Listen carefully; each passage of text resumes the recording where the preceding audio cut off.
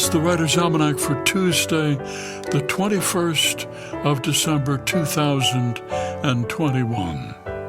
It's the winter solstice, first day of winter, shortest day of the year. Solstice celebrations go back at least 30,000 years. The stone circle at Stonehenge, you probably know, was arranged to receive the first rays of the midwinter sun. It was on this day, 1913, the first crossword puzzle appeared in a newspaper. It was in the New York World.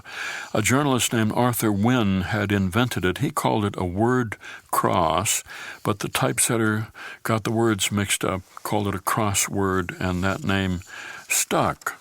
In 1924, two men, Richard Simon and Lincoln Schuster, set up a publishing house, Simon & Schuster. They were looking for ideas of what to publish. They came out with a book of crossword puzzles, and it sold 500,000 copies in less than a year. By the end of the 30s, most daily papers had a crossword puzzle in them, and ironically, one of the last newspapers to do so was the New York Times, which began its daily puzzle only in 1950. It was on this day, 1879, Henrik Ibsen's play A Doll's House got its world premiere at the Royal Theatre in Copenhagen.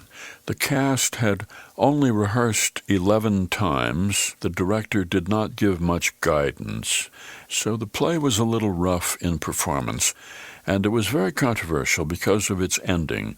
The main character, Nora, walks out on her family, leaving behind her husband and her 3 young children.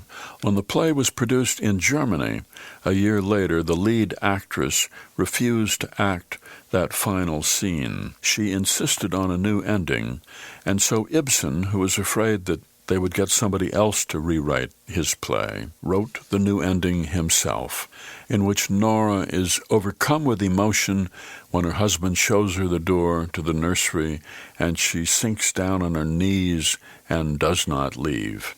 Ibsen hated the alternative ending, called it a barbaric outrage. And it's the birthday of the journalist and novelist Rebecca West, born in London, 1892, best known for her book about Yugoslavia, Black Lamb and Grey Falcon, published in 1941. Here's a poem for today by Louis Jenkins, Imaginary Reader.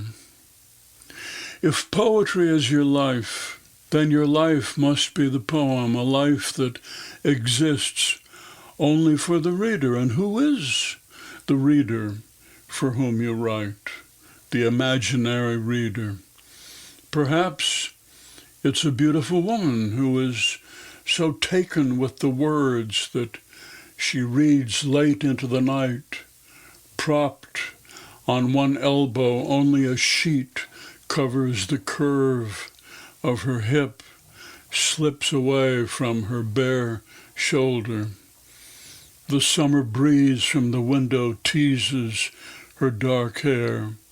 Her lips move from time to time, ever so slightly, as she repeats a phrase that seems especially moving. But probably the imaginary reader is even more vaguely described, like God. The reader reads, nothing happens, nothing changes. The night goes on. He is still reading. He yawns, rubs his eyes. Any moment now, the book will slip from his hand. So you write faster. Imaginary Reader, a poem by Louis Jenkins from Before You Know It, Prose Poems, 1970 to 2005, published by Will-o'-the-Wisp Books and used by permission here on the Writer's Almanac.